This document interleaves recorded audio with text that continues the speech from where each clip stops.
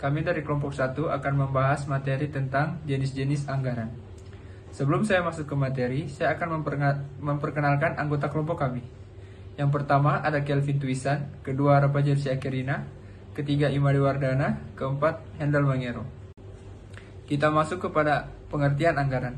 Pertama, budget berasal dari kata budget, yang berarti kantong kecil atau tas terbuat dari bahan kulit. Kedua, dari John F. Doe pada tahun 1981, memberikan batasan mengenai pengertian umum budget adalah rencana keuangan untuk periode tertentu. Ketiga, menurut Governmental Accounting Standard Board atau GASB, budget adalah rencana operasi keuangan yang mencakup estimasi pengeluaran yang diusulkan dan sumber pendapatan yang diharapkan untuk membiayai dalam periode waktu tertentu. Keempat, kerangka konseptual, standar akuntansi pemerintah. Anggaran merupakan pedoman tindakan yang akan dilaksanakan pemerintah, meliputi rencana pendapatan, belanja, transfer, dan pembiayaan yang diukur dalam satuan moneter rupiah yang disusun menurut klasifikasi tertentu secara sistematis untuk satu periode. Selanjutnya kita masuk ke fungsi anggaran. Secara umum, pada setiap organisasi pada umumnya, anggaran berfungsi sebagai berikut. Pertama, sebagai media operasionalisasi strategi bisnis. Kedua, untuk alokasi sumber daya. Ketiga, untuk pedoman dalam memberikan insentif. Keempat, untuk melakukan kontrol atas pengeluaran. Kelima, untuk komunikasi rencana dan realisasi. Selanjutnya, anggaran pada organisasi sektor publik. Sistem anggaran sektor publik dalam perkembangannya telah menjadi instrumen kebijakan multifungsi yang digunakan sebagai alat untuk mencapai tujuan organisasi. Anggaran sebagai alat perencanaan kegiatan publik yang dinyatakan dalam satuan moneter sekaligus berfungsi sebagai alat pengendalian. Secara garis besar, terdapat dua pendekatan utama yang memiliki perbedaan mendasar dalam penyusunan anggaran. Pertama, penyusunan anggaran tradisional atau anggaran konvensional, dan kedua, pendekatan baru yang dikenal dengan pendekatan New Public Management.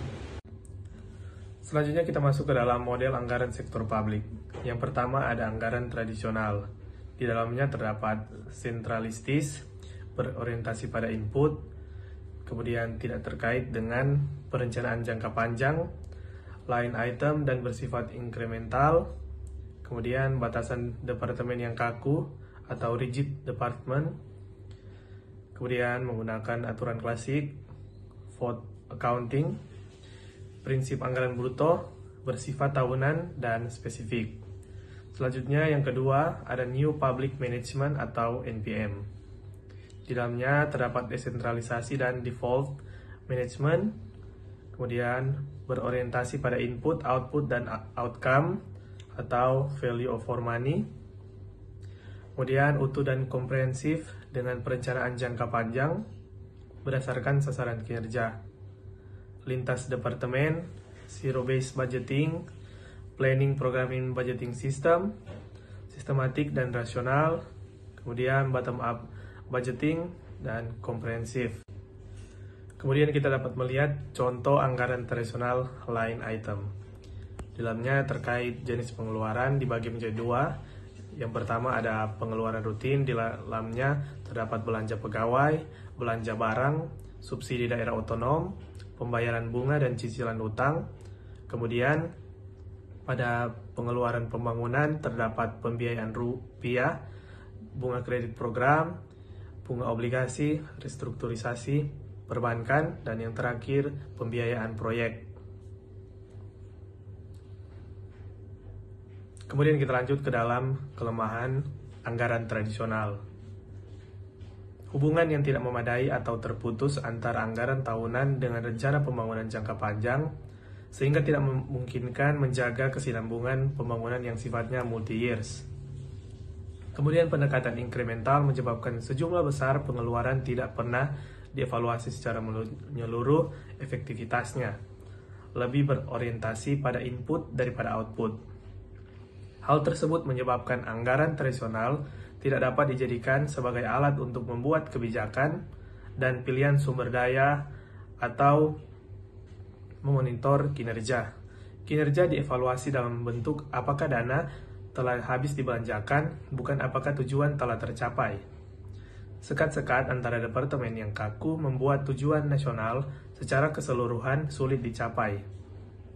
Keadaan tersebut berpeluang menimbulkan konflik, overlapping, kesenjangan, dan persaingan antar departemen. Kemudian, adanya fragmentasi antara anggaran rutin dan anggaran modal atau investasi. Anggaran tradisional bersifat tahunan. Anggaran tahunan tersebut sebenarnya terlalu pendek, terutama untuk proyek modal, dan hal tersebut dapat mendorong praktik-praktik yang tidak diinginkan seperti korupsi dan kolusi. Kemudian, sentralisasi penyiapan anggaran ditambah dengan informasi yang tidak memadai menyebabkan lemahnya perencanaan anggaran. Sebagai akibatnya adalah munculnya budget padding atau budgetary slack. Hal ini kan anggaran menjadi tidak mencerminkan kebutuhan sesungguhnya bagi unit operasional. Kemudian persetujuan anggaran yang terlambat sehingga gagal memberikan mekanisme pengendalian untuk pengeluaran yang sesuai, seperti seringnya dilakukan revisi anggaran dan manipulasi anggaran. Aliran informasi atau sistem informasi finansial yang tidak memadai yang menjadi dasar mekanisme pengendalian rutin, mengidentifikasi masalah dan tindakan. Selanjutnya kita masuk ke dalam model anggaran sektor publik era NPM. Model penyusunan anggaran pada era New Public Management antara lain, yang pertama ada anggaran kinerja atau performance based budgeting, yang kedua ada zero based budgeting, dan yang ketiga ada planning, programming, and budgeting system atau PPBS. Kemudian kita masuk ke dalam anggaran kinerja. Anggaran dengan pendekatan kinerja menekankan konsep value for money dan pengawasan atas kinerja output. Kemudian dominasi pemerintah dapat diawasi dan dikendalikan melalui internet cost awareness, audit keuangan dan kinerja, serta evaluasi kinerja eksternal. Selanjutnya, sistem anggaran kinerja merupakan sistem yang mencakup penyusunan program dan tolak ukur kinerja sebagai instrumen untuk mencapai tujuan dan sasaran. Inilah contoh anggaran kinerja. Selanjutnya kita akan membahas tentang anggaran zero based budgeting. Proses implementasi ZBB memiliki 3 tahapan. Yang pertama, identifikasi unit-unit keputusan. Yang kedua, penentuan paket-paket keputusan. Yang pertama ada paket keputusan mutually exclusive. Adalah paket-paket keputusan yang memiliki fungsi yang sama. Yang kedua ada paket keputusan incremental, merefleksikan tingkat usaha yang berbeda. Dan yang terakhir, meranking dan mengevaluasi keputusan. Berikutnya kita akan membahas zero based budgeting atau ZBB. Jika ZBB dilakukan dengan baik, maka dapat menghasilkan alokasi sumber daya secara lebih efisien. Yang kedua, ZBB berfokus pada value for money. Yang ketiga, memudahkan identifikasi terjadinya inefisiensi dan ketidakefektifan biaya. Yang keempat, meningkatkan pengetahuan dan motivasi staf dan manajer. Yang kelima, meningkatkan partisipasi manajemen level bawah dalam proses penyusunan anggaran. Yang keenam, merupakan cara yang sistematik untuk menggeser status quo dan mendorong organisasi untuk selalu menguji alternatif aktivitas dan pola perilaku biaya serta tingkat pengeluaran. Yang ketujuh, time consuming, terlalu teoritis dan tak praktis, membutuhkan biaya yang besar dan hasilkan kertas kerja yang menumpuk karena pembuatan paket keputusan. Yang kedelapan, ZBB cenderung menekan manfaat jangka pendek. Yang kesembilan, implementasi ZBB membutuhkan teknologi yang maju. Yang kesepuluh, masalah terbesar ZBB adalah proses meranking dan mereview paket keputusan yang merupakan pekerjaan yang melelahkan dan membosankan, sehingga dapat mempengaruhi keputusan.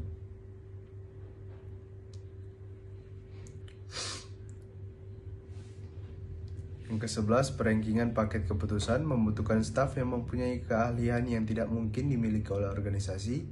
Dalam perankingan seringkali muncul pertimbangan subjektif dan tekanan politik.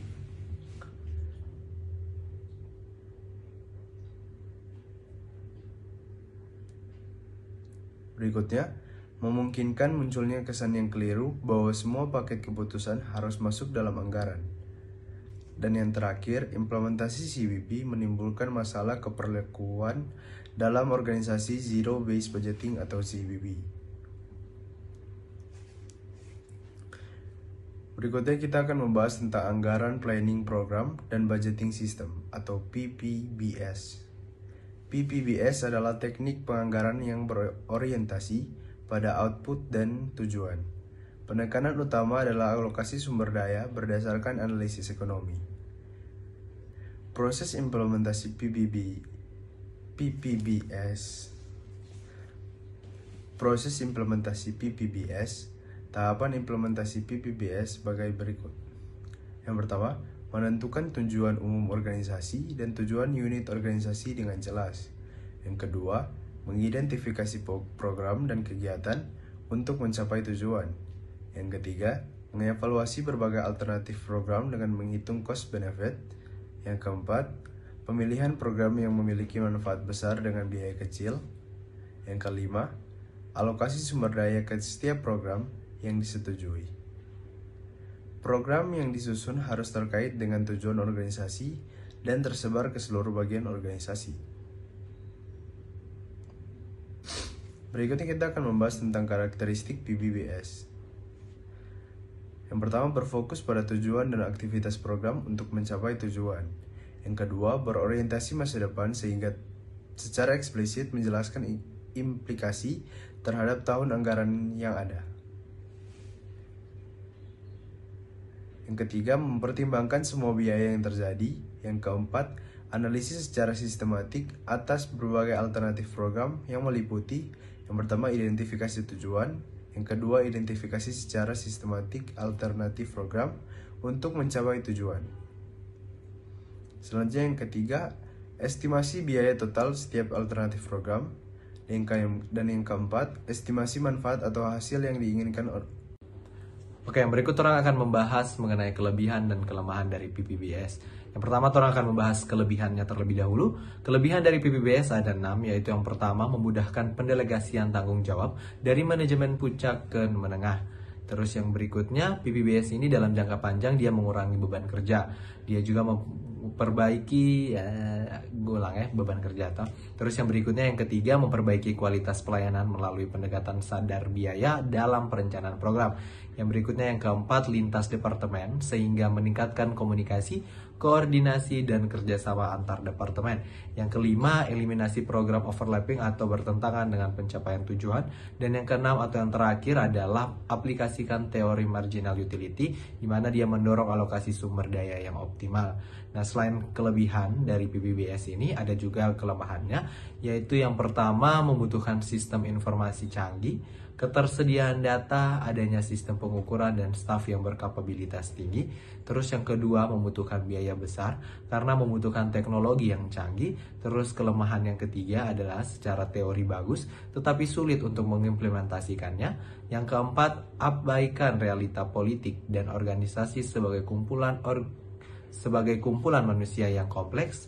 Yang berikutnya, teknik anggaran yang statistically oriented sehingga kurang tajam mengukur efektivitas program dan hanya tepat mengukur beberapa program tertentu.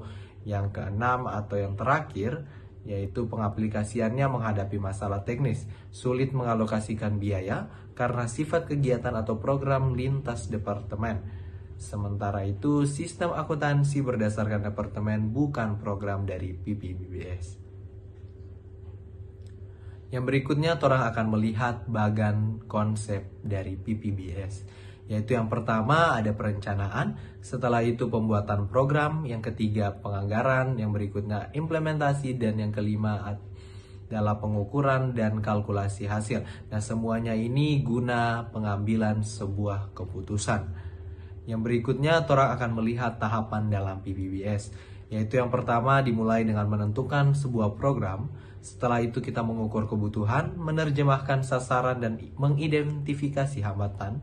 Setelah itu kita mengembangkan struktur program, menganalisis program, mengembangkan anggaran, program, dan alokasi sumber daya.